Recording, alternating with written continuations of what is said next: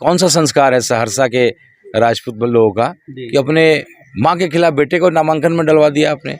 आपको एक कार्यकर्ता नहीं मिला। उसको आप शिवहर लोकसभा से लड़ाई में मान रहे हैं क्या?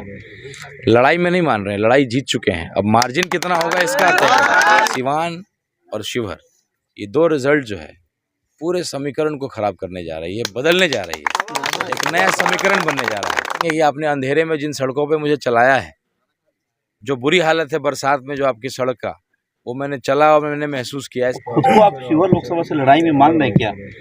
लड़ाई में नहीं मान रहे हैं, लड़ाई जीत चुके हैं। अब मार्जिन कितना होगा इसका तय।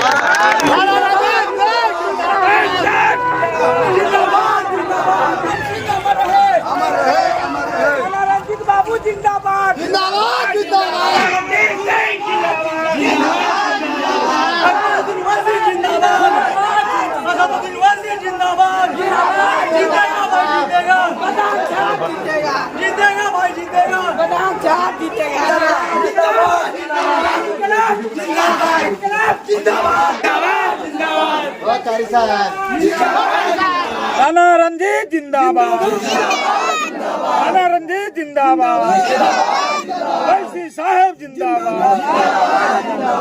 उसको आप शिवहर लोकसभा से लड़ाई में मान रहे हैं क्या? लड़ाई में नहीं मान रहे हैं, लड़ाई जीत चुके हैं। अब मार्जिन कितना होगा इसका तय।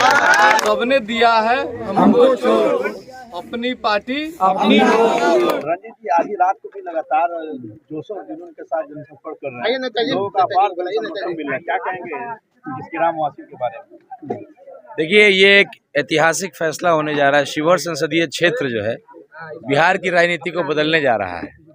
शिवहर संसदीय क्षेत्र और सिवान संसदीय क्षेत्र दो जगह का जो रिजल्ट होगा आने वाला, जो पूरे बिहार की राजनीति को बदल रहा है, जो पार्टी और जो समीकरण और जो लेकर के लोग चलते हैं, बदलने जा रहा है। तो एक सब लोग अब सवाल उठने लगा है कि आप सिर्फ मुस्लिम बहुल क्षेत्र में आप वोट मांग रहे हैं, राजपूतों के गांव में आप वोट क्यों नहीं मांग रहे? क्या आपको राजपूत को वोट नहीं चाहिए क्या? देखिए, मेरे घर परिवार के लोग हैं, मैं जानता हूँ, मैं गया भी था कई बार, लेकिन उन्होंने डांट के मुझे भगा दिया। मैं बोला कि अपने घर में आपको आने की जरूरत नहीं है, पहले जो नए लोग आपसे जुड़ रहे हैं, जिनको आप नहीं पहचानते, उनके पास जाइए। हम परिवार के सदस्य हैं, आप निश्चिंत रहिए। और 2 दिन मेरे लिए काफ़ी है। और कुछ चीज़ें रणनीतिक भी होती हैं, जो चीज़ें मंच पे नहीं और माइक पे नहीं बोली जा सकती। तो हम लोग ज़मीनी लोग हैं,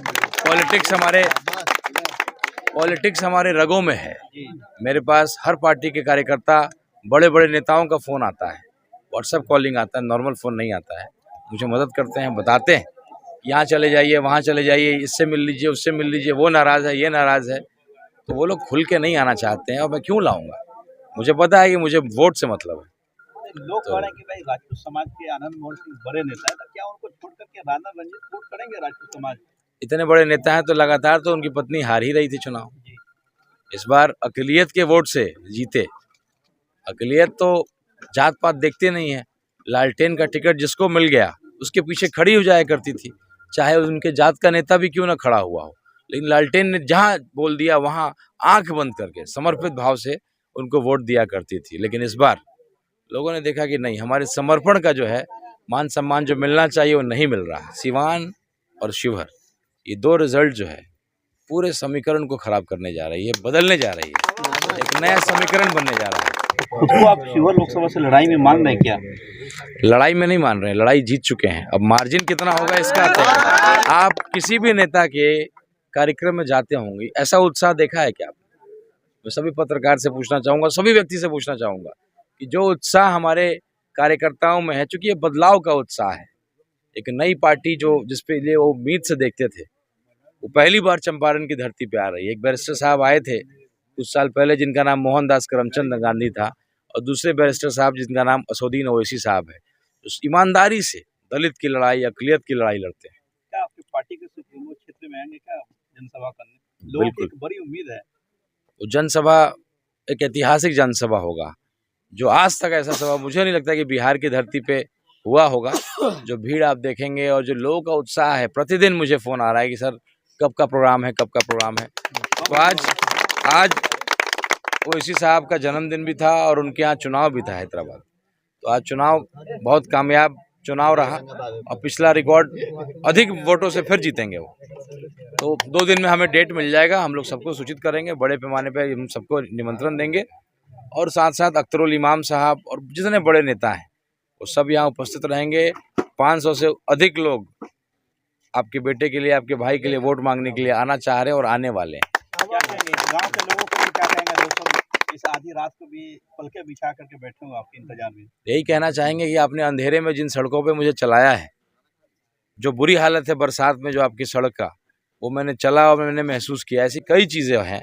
जब मैं आपसे जुड़ा हुआ आपका परिवार का बेटा हूँ, कोई भी जो परिवार का सदस्य अगर गार्जियन होगा तो चिंता करेगा अपने परिवार की, उसके खाने की, उसके रहने की, उसके पहनने की, हर चीज़ की चिंता करेगा।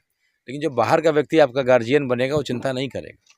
तो शिवहर का बेटा जब यहाँ का परिवार का सदस्य के रूप में, गार्जियन के रूप में सांसद बनता है, तो हर वो काम करेगा जो मेरी समस्या है उसका समाधान करने के लिए हर संभव प्रयास करेंगे। जिस तरह से लगातार आप ये कर रहे हैं कि राजद की जो प्रत्याशी हैं भाजपा के खिलाफ नहीं बोलती, क्योंकि वैश्य समाज से आती है, वैश्य समाज सदियों से भाजपा के कोर वोटर रहे हैं। कुछ लोग ये कह रहे हैं कि भाई आप खुद लवली आनंद के खिलाफ क्यों नहीं बोलते हैं? लवली आनंद लगातार बोलता रहता हूँ मैं, आप सुनिएगा।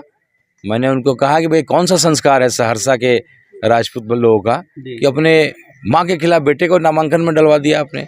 आपको एक कार्यकर्ता नहीं मिला कि आप खड़ा कर सके, अपने बेटे का नाम उन्होंने नॉमिनेशन में डाला। और लगातार आपको बता दें, अगर किसी के मन में अगर 1% का भी शंका हो ना, तो मेरे पिता अगर आज जीवित नहीं है, उसमें एक बड़ा और बहुत बड़ा कारण ये परिवार है। 2009 में हमारे पिताजी ने, हमारे परिवार ने समझाया था कि मत लड़िए, 2 राजपूत लड़ेंगे दिक्कत हो जाएगी, लेकिन ये समझे नहीं और वही हुआ। लोग चित्तौड़गढ़ की बात लोग करते थे, सूद समेत उसको लौटा दिया जाएगा 3 नंबर पे।